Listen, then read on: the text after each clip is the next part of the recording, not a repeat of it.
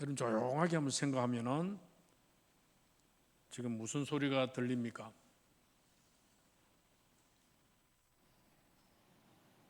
비 오는 소리 들립니까? 저는 양철 위에 떨어지는 이 빗소리를 되게 좋아합니다.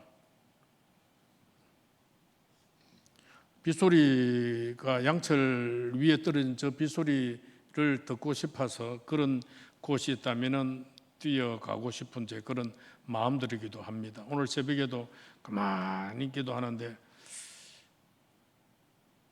이 빗소리가 귀에 들려요.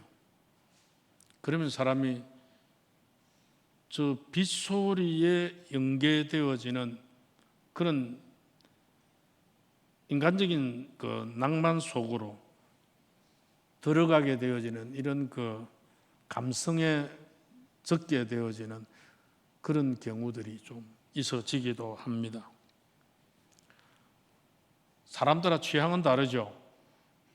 햇빛을 좋아하는 사람이 있고 아니면 저 빗소리를 좋아하는 사람이 있고 그냥 떨어지는 낙수만 좋아하는 사람이 있는가 하면 그냥 양철 지붕 위에 떨어지는 그 다다다다다 하는 그 소리를 또 좋아하는 사람이 있고 그 뭐 니는 왜 그거 좋아하느냐라고 탓할 필요는 없습니다. 사람 취향 따라 다르기 때문에. 그래서 저는 시를 지으면서 저는 빗소리에 관련된 시가 조금 더 좀 다른 어떤 뭐랄까요 자연 환경보다는 이제 저런 게 좀 더 많은 분량을 차지한 거를 좀 한번 분석해 볼 수도 있습니다. 근데 이 시간에 저 빗소리가 좋아가지고 저 빗소리의 그 낭만 속으로 마음이 계속 빼앗겨서는 안 되죠. 좋다 할지언정, 내가 좋아한다 할지언정 따라갈 게 있고 안 따라갈 게 있고 좋아할 게 있고 안 좋아할 게 있고 끊을 수는 있어야 되죠. 자, 이 시간에 빗소리 들어야 될까요? 하나님 말씀 들어야 될까요? 예, 하나님 말씀 들어야 됩니다. 근데 하나님 말씀이 안 들리고 혹시 저처럼 빗소리가 좀 들릴까 싶었어요. 근데 어떤 사람만 갔느냐면 이제 저런 경우에는 그 하나님의 말씀을 따르는 것보다 이제 내 욕심을 따르는 거지요. 빗소리를 따른다면 내 생각을 따르고 내 형편을 따르고 내 좋아하는 쪽으로 가는 거죠. 이제 그런 사람들이 어떤 사람들입니까? 오늘 본문에서 말하고 있는 거짓 선생들, 거짓 성도들의 모습이다 이 말입니다. 분명히 그들에게 우리에게 다 하나님의 말씀이 선포되어 있고 하나님의 말씀이 주어지는데도 불구하고 그 말씀이 그의 마음을 사로잡지 못하고 그 말씀이 그의 마음을 주장하지 못하고 그 말씀 속에 그 주관 속에 들어가지 않고 계속 그냥 내 생각으로 내 좋아하는 쪽으로 내가 추구하는 쪽으로 내 마음이 가는 쪽으로 그렇게 생각을 하고 그쪽으로 걷다 보면은 거짓 선생 될 수밖에 없고 거짓 성도가 될 수밖에 없다 그 말이죠. 그래서 이제 베드로가 오늘 본문에서 이 15절에서 22절을 쭉 읽으면서 거짓 선생들 바로 믿지 아니하는 거짓 성도의 그런 그 특징, 이 사람들은 하나님의 저주를 받은 자들인데 이 사람들의 또 특징이 어떻게 되어지는가 하는 것을 우리에게 말해주고 있습니다. 첫째는 이 사람들은요 스스로가 바른 길을 떠나서 잘못된 길에 빠지는 자들입니다. 거짓 지도자나 거짓 선생으로만 축복한다면 안 됩니다. 이 자칫 잘못하면은 오늘 앉아있는 우리들도 여기에 빠질 수가 있고 이런 우를 범할 수 있다는 것을 생각을 해야 된 그런 일입니다. 지금 거짓 선생이나 거짓 성도들이 스스로가 바른 길이 있음에도 불구하고 바른 길을 떠나서 잘못된 길에 빠져나가는 이런 모습, 이것을 이제 베드로가 지금 구약의 한 사람을 덜먹이면서 우리에게 소개를 하고 있습니다. 그 사람이 바로 거짓 선지자죠. 거짓 선지자 발람이라고 하는 이 선지자를 여기에서 소개하고 있습니다. 이 발람이라고 하는 이 선지자, 이 사람에 대한 이야기를 쭉 하고 있는데, 이 발람이라고는 선지자에게는 두 가지 큰 잘못이 있습니다.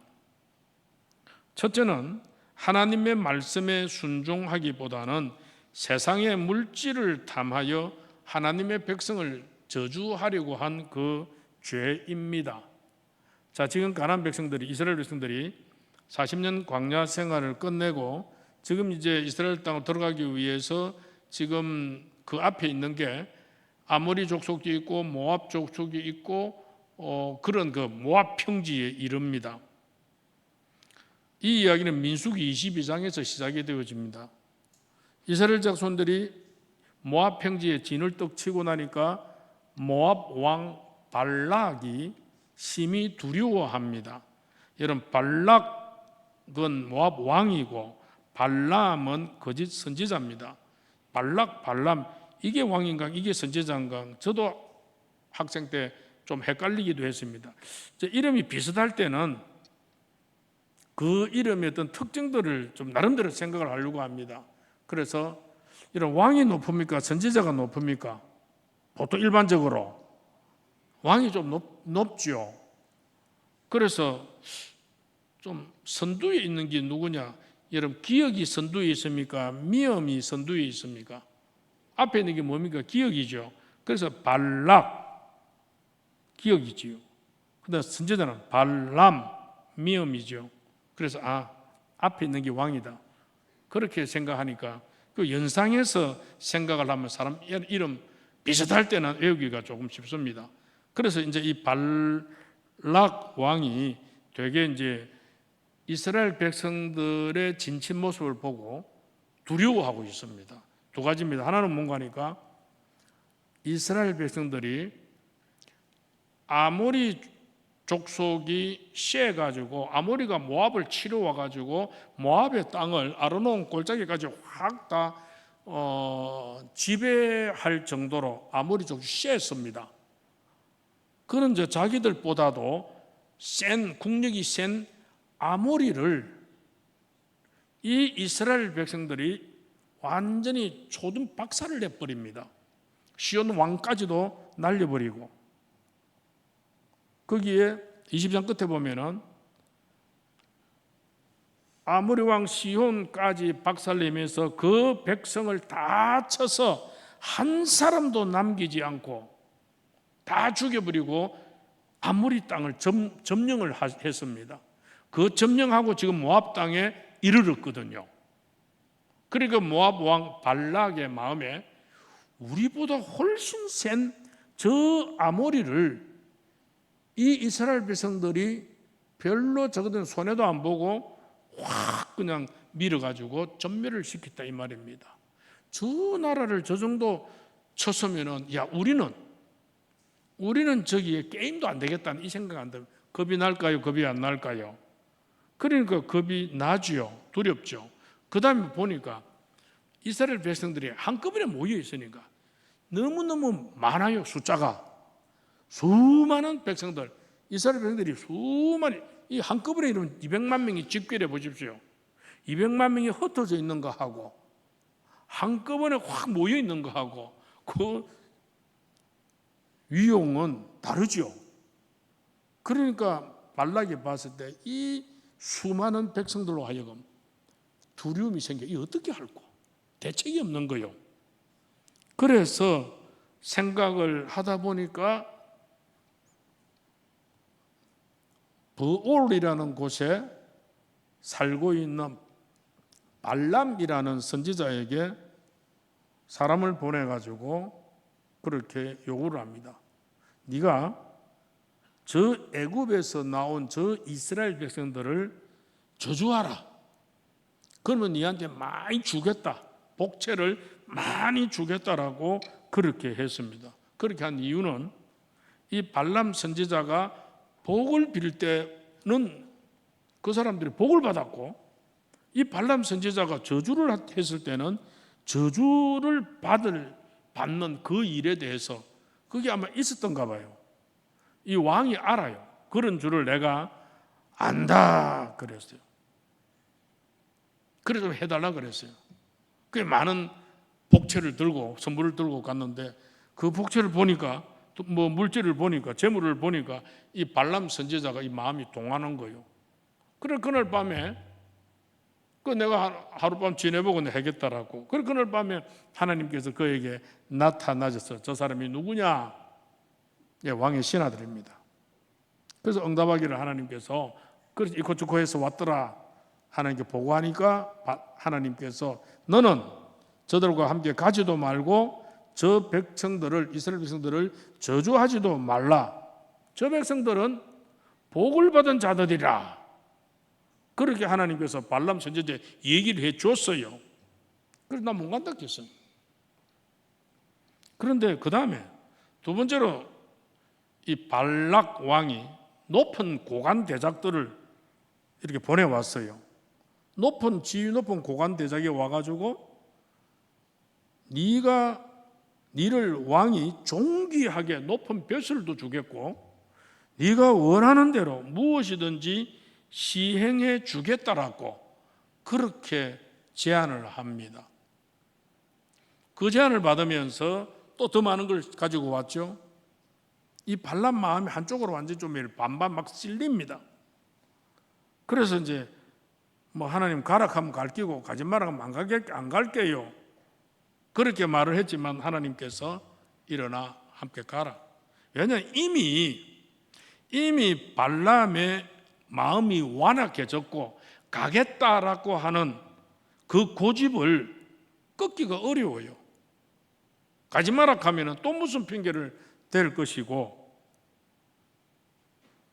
교인들 중에 목사님께 상담을 요청을 하면서 이제 그 다른 이런 것 중에서 이런저런 말을 할 때 이미 마음의 결정을 해가 와가지고 저에게 이래 하면 좋겠습니까? 저래 하면 좋겠습니까? 목사님께서 결정해 주시는 대로 할게요. 이게 아니고 이미 마음에 결정을 딱 해가지고 와서 그건 통보하는 식입니다. 목사님 이렇게 이러니까 목사님 그걸 알아. 뭐 아이쇼. 그래 내가 이런저런 좀 이렇게 맞지 않는 또 좀 틀린 또 좀 교정을 해야 될 부분들을 지도를 쭉 해주면은 목사님 말씀 맞는데요. 그건 지금 어쩔 수가 없습니다. 그 완악한 마음이 굳어진 마음이 돌려지지를 않아요. 그래서 가라 그럽니다. 특별히 교회 옮기겠다고 온 사람들은 그래 알았다 그냥 가거라 합니다. 아무리 1시간 반을 설득을 해도 2시간을 설득해도 안 되더라고요. 그래서 저는 가는 사람 안 붙잡습니다. 또 오는 사람 막지도 않고요. 좋아서 오는데 왜 막아요? 어쨌든 싫어서 가는데 어째 붙잡습니까? 이미 마음에 결정을 해버리는데. 이 지금 발람이 그랬어요. 그래서 하나님께서 그래 일어나 가라. 저들 따라 함께 가거라. 그러나 조건이 하나 있다. 너는 가되 내가 너에게 이르는 말만 해라. 단서를 하나 딱 붙입니다. 그래도 그 정도 하나님 말하면 눈치채고 발람이 안 가야 되는데 막 안장나기에 안장채워가지고 그 다음날 출발합니다. 그런데 나귀에 가다 보니까 여호와의 천사가 칼을 들고 앞을 막습니다. 이 길 발람의 눈에는 안 보이고 나귀 눈에는 보인 거예요. 그러니까 길을 안 가고 나귀가 옆으로 밭으로 이제 빠지니까 채찍을 치가지고 바로 가도록 만들죠. 그러니까 앞에 칼 들고 서 있는데 이 나귀 어쩌갑니까? 그래서 담벼락 벽으로 해가지고 막 그냥 실쳐가지고 몸을 갖다 대면서 발람의 발이 다치도록 그렇게 만듭니다. 그래 만드는 이 나귀만 두드리 패죠. 그래서 여호와의 그런 가운데 여호와의 사자가 더 가까이 오니까 그 나귀가 발람을 떨어뜨립니다 땅에. 그때에 발람이 노해서 자기 지팡이로 나귀를 때립니다. 그때 하나님께서 나귀의 입을 엽니다.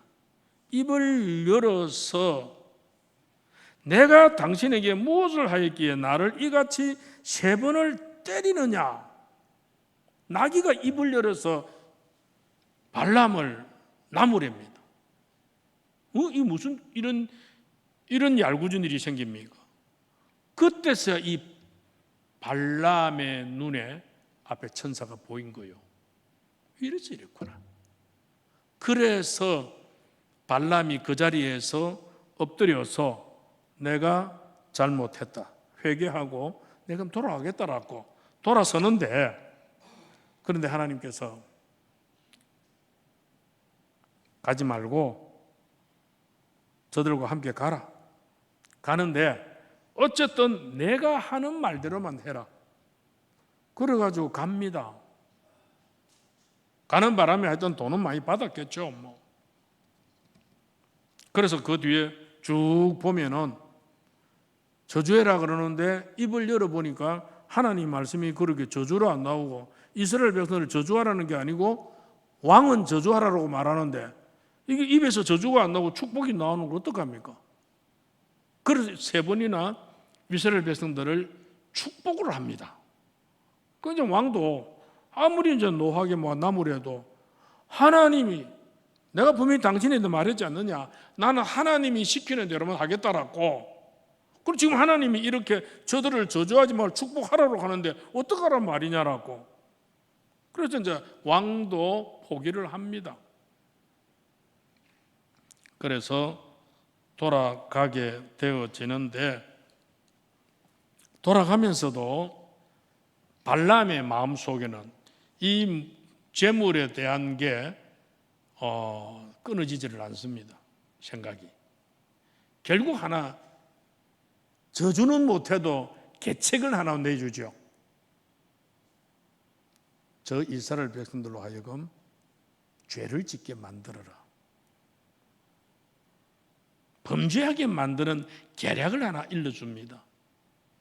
두 번째 죄가 뭐냐면은, 첫 번째는 하나님의 말씀에 순종하기보다는 세상의 물질에 눈이 어두워가지고 가지 마라 했는데도 자꾸 고집을 세워가지고 가는 그 발걸음이고, 그 과정 속에 일어난 사건들이고, 그 다음에 결국 이스라엘 백성들을 범죄하게 만드는 그런 그 계책을 보여주죠.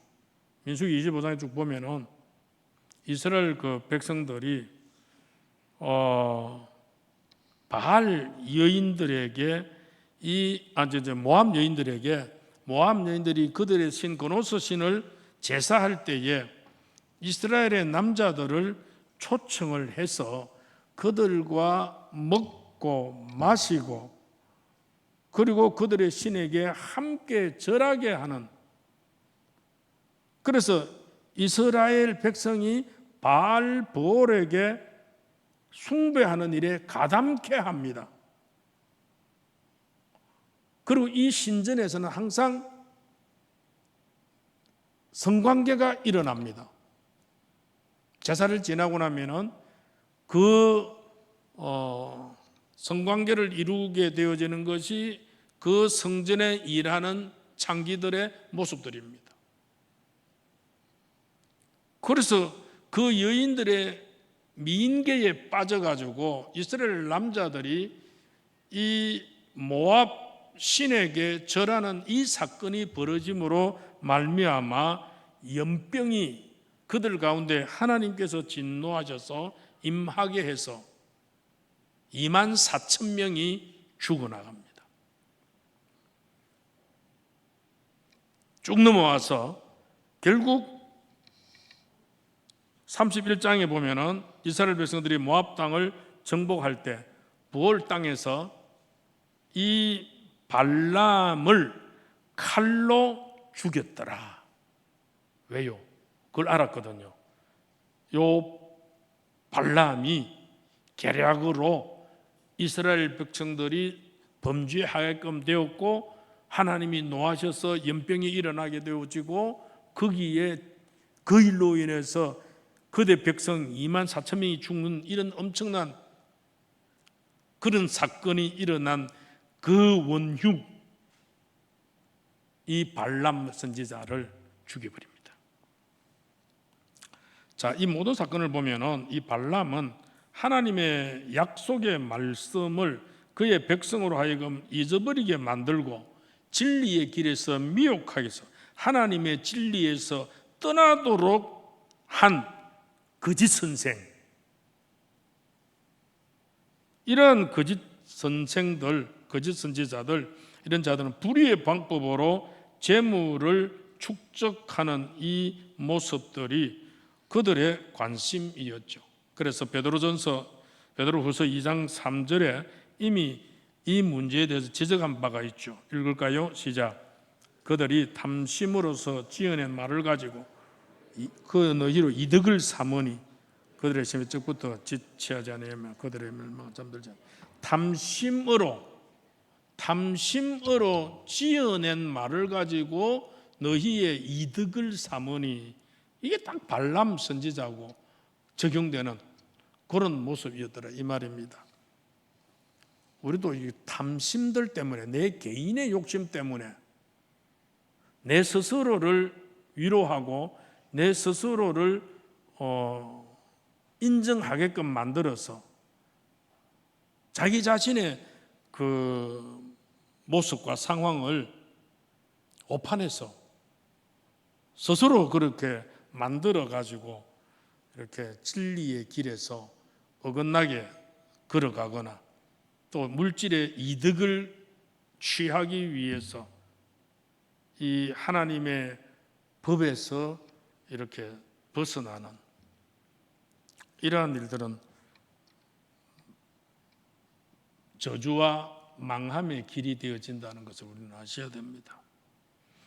스스로 바른 길을 떠나면 아니 된다. 알면서 들었는데 자꾸 그게 보여서, 저게 돈꽃이 보여서 저 돈꽃을 취득하기 위해서 알면서도 그쪽으로 자꾸 자기를 몰아가는, 끌고 가는 이런 모습은 발람의 모습 같고 거짓 선지자의 모습 같다 이 말입니다. 또 하나의 거짓 선지자의 모습은 물 없는 샘이요 광풍에 밀려가는 그런 샘 안개 같습니다. 17절 한번 읽을까요? 17절 시작. 이 사람들은 물 없는 샘이요 광풍에 밀려가는 안개니 그들을 위해 캄캄한 어둠이 예비되어 있느니라. 자, 이 말씀은 사막지대에 사는 사람들에게 이해되는 말이죠. 물 없는 사막에서 샘을 발견하는 것보다 더 기쁜 일은 없습니다. 그런데 그 샘을 발견하고 정작 물을 떨려고 보니까 그 안에 물이 없다. 얼마나 물을 얻으려고 했던 사람들의 마음이 실망이 크겠습니까? 자, 지금은 지겹도록 지금 비가 오고 있습니다. 저 지금 중부권에는 지금 굉장한 지금 피해를 지금 많이 입고 있죠. 논밭이라든지 지하차도라든지 어쨌든 이런저런 일로 인해서 지금 이제 피해를 많이 입고 사람 사상자가 많이 생기고 있기도 하고 한데 좀 이제 좀 그만 오고 좀 쉬었다 오면 좋겠구만. 지금 계속 오늘 내일 모레 수요일까지 계속 온다 그러죠. 앞에도 왔고. 근데 이게 지금 이제 장마가 시작이라 그러죠. 이 무슨 이야기가 이런 이야기가 있는지 참 모를 정도로. 그런데 참 비가 오지 않아 가지고 걱정이 많을 때 저기에서 구름이 몰려올다면 우리 농부의 마음들은 굉장히 기쁠 겁니다. 왜? 구름이 와서 한 방 쏟아주고 나면 얼마나 그게 담비입니까? 그래 담비라 그러잖아요. 그런데 이게 구름은 바람에 밀려서 오는데 이게 비는 안 내리고 바람에 밀려서 그냥 구름이 확 지나가 버렸다. 이거 어째 됩니까? 얼마나 실망하겠습니까? 우리 농부와 비가 필요한 우리 사람들에게.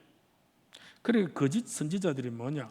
물 없는 샘과 같고 비 없는 구름과 같은 무엇인가 큰 것을 주는 것 같은 기세로 나섰지만은 실제로 성도들에게 교인들에게 아무것도 생산하지 못하고 바람만 일으키고 실망만 안겨주는 이런 자들에게 뭐가 예비되어 있다? 캄캄한 어둠이 예비되어 있다 이 말입니다. 성경에서 어두움은 죄의 삶을 가리킵니다. 사도 바울이 말하기를 로마서 13장 12절에 뭐라고 그랬을까요? 시작. 밤이 깊고 낮이 가까웠으니 그러므로 우리가 어둠의 일을 벗고 빛의 갑옷을 입자라고 말했고, 고린도후서 6장 14절에는 시작, 너희는 믿지 않는 자와 멍에를 함께하지 말라. 의와 불법이 어찌 함께하며 빛과 어둠이 어찌 사귀며라는 질문을 우리가 던지고 있죠. 예수님께서도 달란트 비유에서 마태복음 25장 30절에 이렇게 말했습니다. 시작, 이 무익한 종을 바깥 어두운 데로 내쫓으라. 그의 슬피 울며 이를 갈리라. 바깥 어두운 곳입니다. 베드로서 2장 4절에는 뭐라고 그랬습니까? 하나님이 범죄한 천사들을 용서하지 아니하시고 지옥에 던져 어두운 구덩이에 던져 심판대까지 지키겠다고 그럽니다. 그리고 이 캄캄한 어둠, 이거는 궁극적으로 범죄한 천사들이 가는 곳이라고 얘기해주고 있습니다. 거짓 선지자, 거짓된 자리에 있었던 자들은 멸망과 심판과 죽음과 캄캄한 어두움이 준비되어 있다는 것을 사도 베드로는 우리에게 말하고 있습니다. 그 다음에 이 거짓 선생들, 거짓 사람의 성도의 특징이 뭔가 하면은 이 허탄한 말을 많이 합니다. 하나님에 대해서, 기독교에 대해서, 신앙에 대해서 뭐 이런저런 말은 참 많이 하는데 실제로 열매를 맺지는 못하더라. 18절에 나오죠. 뭐라고 그럽니까? 시작, 그들이 허탄한 자랑의 말을 도하며 그릇되게 하는 자들에게 겨우 피한 자들을 음란으로서 육체의 정욕 중에서 유혹하는도다라고 말하죠. 즉 거짓 선생들은 허탄한 자랑의 말을 많이 합니다. 사람들을 혼동시키는 방법은 아무도 이해하지 못하는 말을 많이 사용해요. 그래서 막 어렵게 이야기를 합니다. 그래서 막 어렵게 이야기하는데 뭔가 말을 하는 것 같기도 하고 저 속에서 뭔가 건질 수 있는 것 같기도 한데 너무 어렵습니다. 그런데 훌륭한 선생은 어려운 것도 쉬운 말로 풀어서 상대방이 잘 이해할 수 있도록 그렇게 해줍니다. 그래서 저희 신학교에서 이제 설교를 공부하고 배울 때도 어른들이 하는 말씀이 교인들을 어떤 수준으로 두고 단어를 사용해야 되며 또 문장을 이어가야 될 거냐, 그럴 때 중학생 수준으로, 중학생을 두고 말하는 식으로, 그래서 그들이 알아들을 수 있도록 오묘한 진리가 그 속에 있지만 그걸 잘 알아들을 수 있는 단어로 이렇게 빼내어 가지고 정리를 해서 이야기해 주는 것이 설교를 잘하는 사람들이다. 들으려고 왔는데 잘 못 알아들으면 어찌합니까? 선포 알아들었으면 좋겠다고 이 자리에 섰는데 알아듣지 못하면 어찌합니까? 그래서 잘 알아들을 수 있고 또 여러분은 잘 들을 수 있는, 이해되는 그런 말을 해야 되는데 거짓 이 선생들은 허탄한 말만, 하나 건질 수 없는, 알맹이도 없는 그런 말만 하고 음란으로, 육체의 정욕으로 유혹을 한다. 그래서 사람들을 미혹하고 음란으로 유혹한다 이 말이죠. 이 음란이라는 말은 수치스러운 부도덕의 사상을 표현하는 그런 일입니다. 그래서 거짓 선지자들의 선생들의 모습은 그리스도인들이 다 자유로운 삶을 살도록 권장을 합니다. 자유로운 삶을 살도록 권장하는데 이들은 성적인 표현 방법으로 자신들의 신앙을 더 잘 표현할 수 있다라고 제시하기도 합니다. 물론 이 사람들은 다른 사람들까지도 부패하게 만드는 그런 일을 하지요. 이들에게 가장 영향을 받은 사람들은 사실 미혹한 데서 행하는 그런 걸로부터 겨우 피한 그런 사람들인데, 다시 말하면 예수님을 처음 믿는 초신자들로 진리와 비진리를 잘 분별하지 못하여서 거짓 선생들의 교훈에 그렇게 빠지고 마는 일들이 많다. 초신자들은, 즉 진리에 대해 깊이 모르는 사람들은 거짓 선생들, 거짓 사람들이 그렇게 말하는 교훈에, 그런 매력에 그렇게 빠져가지고 아주, 왜 빠졌냐 하니까 자유를 주기 때문일 거래요. 얽매이지 않도록. 이거 또 어떤 놈 하는 이야기입니까? 이거 마귀가 하는 이야기죠. 뱀이 하는 이야기죠. 하나님께서는 아담과 하와에게 선악과를 따먹으면 죽는다라고 분명히 얘기를 했습니다. 그런데 저 뭐 따면 죽는구나, 마음이 얼마나 압박이 옵니까? 그런데 사탄은 이거 아니다, 저거 따먹으면은 너희들도 하나님하고 같이 되기 때문에 너희들 보고 따먹지 마라 캥이다. 그래 저거 뭐 안 죽는다. 안 죽는다.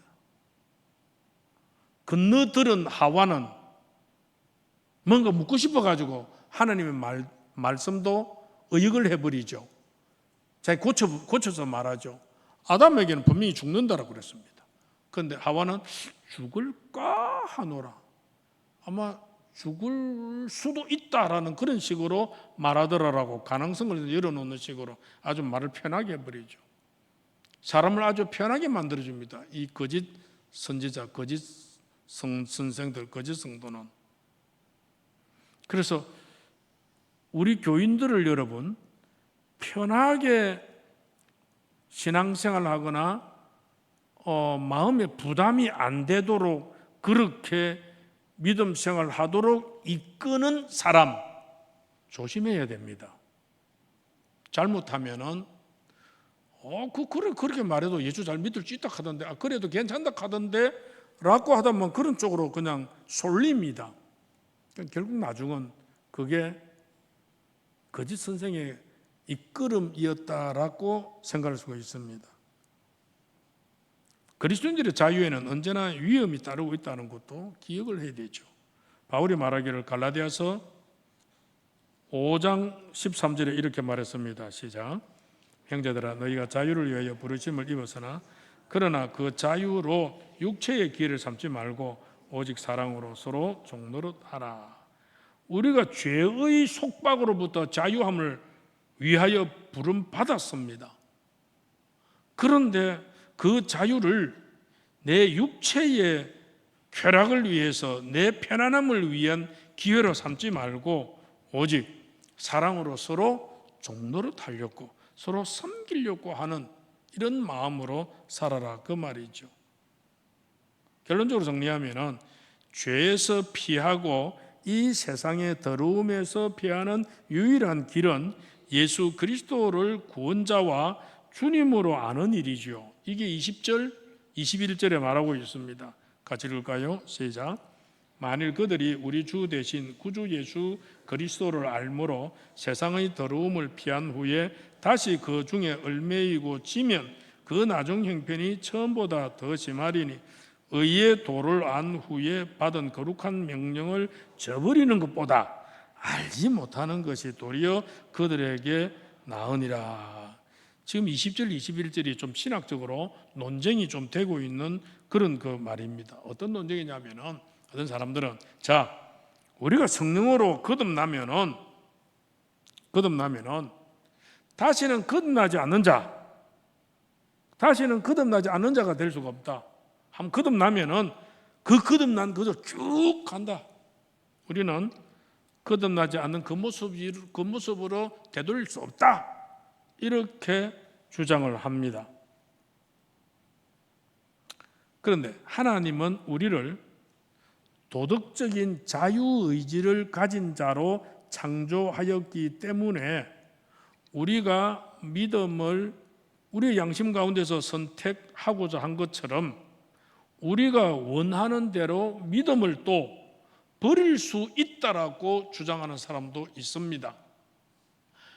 앞에 말한 것은 한번 성령으로 말미암아 구원받은 사람은 절대 그 구원의 자리에서 떨어지지 아니한다. 그 사람이고 그 주장이고. 그러나 우리가 예수를 믿게 된 것도 정말로 거기에 뭐 우리 의지는 1% 하나님의 선택함이지만은 우리가 마음을 열었죠. 자유의지를 주신 겁니다. 아무리 오락해도 안 오는데 어느 날 마음이 열려가 오는 사람 있잖아요. 그런데 어느 날 믿게 된 그 사람이 어느 날 지 마음을 닫아버리고 나 이제 안 믿을란다. 나 교회 안 다닐란다. 그렇게 해버림으로써 신앙과 믿음을 버릴 수 있고 타락한 자리에서 구원받은 자와 상관없는 자리로 살아갈 수 있는 자가 있다라고 그렇게 주장하는 자들이 있습니다. 베드로는 이 본문에서 이 문제에 대해 직접적으로 언급을 하고 있지는 않습니다. 베드로는 양쪽에 주장하는 말들을 모두 인정할 수 있는 더 깊은 주제를 한번 제시하고 있습니다. 뭔가 하면은 즉 사람이 한번 예수 그리스도를 구주로 알고 세상의 더러움에서 피하였는데, 세상으로부터 구원을 받았는데, 다시 만약에 세상에 얽매이게 되어진다면은 그 얽매이게 되어지는 그건 그 앞에보다도 더 못하다, 그렇게 말합니다. 그런데 이 말씀의 주어는 초신자가 아니고 거짓 선생들입니다. 세상의 더러움을 피한 후에 다시 그 중에서 이 세상의 더러움에 얽매인 자들이다, 이 말이면 누가? 거짓 선생들이.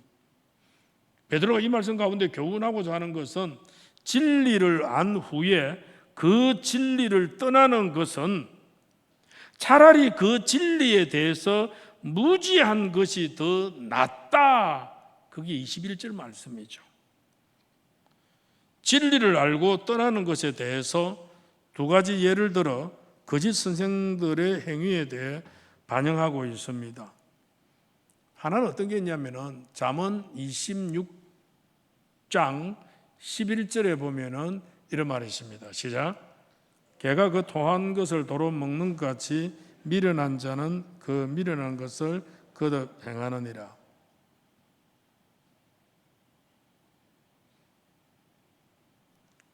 한 가지 더 읽고 합시다. 마태복음 7장 6절입니다. 시작.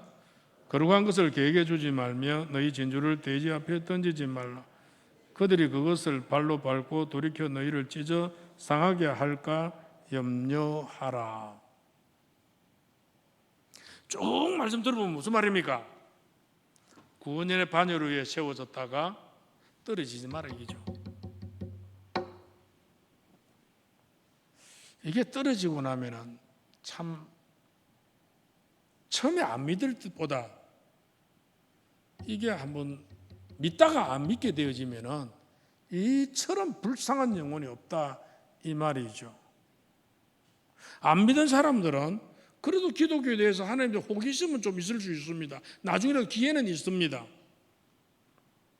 근데 한번 믿었다가 그냥 떨어져서 안 믿는 사람은 이게 그냥 거슬린 사람이죠. 자기 딴에는 안다, 이거죠. 교회도 좀 안다, 이거죠. 좀 아니까 안다고 해가지고 여기에 다시 복음을 들으려고, 다시 하나님 앞에 이렇게 엎드리려고 그렇게 애쓰는 마음이 거의 없습니다. 참 희망이 없습니다, 이런 사람들이. 장로님 중에서 제일 목회자가 대학이 껄끄러운 장로님이 있습니다. 그런 분들이 누구냐 하면은 신학교 한 1, 2학년 한 사람, 그렇게 하고 신학을 안 하고 그냥 교회 생활만 하고 그렇게 장로가 되어 있는 이런 분들, 자기가 좀 신학에 대해 뭔가 좀 안다, 이겁니다. 조금 맛은 봤다, 이거죠. 그런데 그걸 가지고 자기가 그 작은 지식 그것 가지고 목사를 계속 태클 걸렸고 별로 그 좋은 목회자, 좋은 관계를 한 번도 보지를 못했습니다. 그런 분 몇 분 봤는데 좋은 관계 본 적 별로 없습니다. 우리 적당하게 하면 곤란합니다. 대충 하면 곤란합니다. 잘못하면 여러분 삐끄러질 수 있습니다.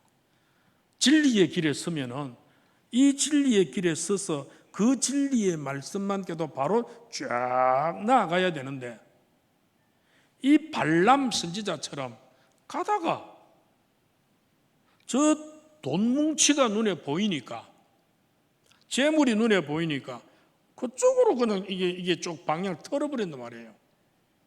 그러니까 이게 하나님 말씀도 들어야 되겠고, 아이고 저놈도 취해야 되겠고, 말씀을 들으니까 저주하지 마라, 절만 말 듣지 마라, 따라가지 마라, 그렇게 하고, 저걸 보니까 저기에서는 많은 세상적인 이득을 내한테 준다 하고, 야 저기 오면 내한테 내가 부자가 되는데, 저것도 보이고, 이게 그냥 갈팡질팡 결국 그렇게 하더니 발람은 칼에 맞아 죽습니다. 오늘도 우리가 거짓 선지자가 있든지 거짓 성도가 있든지 어떻게 됐든지 간에 오늘 이 본문 속에서 우리가 깨달을 수 있는 우리의 신앙의 걸음들은 무엇일까요?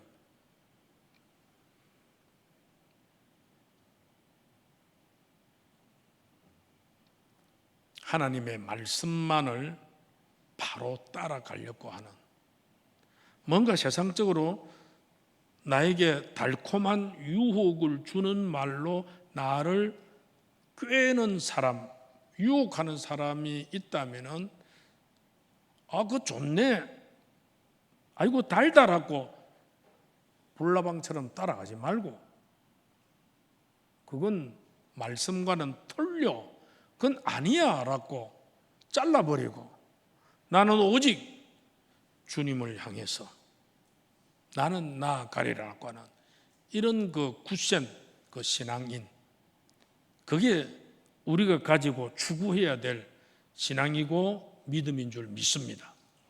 이 자리로 나아가는 우리 모두가 되기를 주의 이름으로 축원합니다.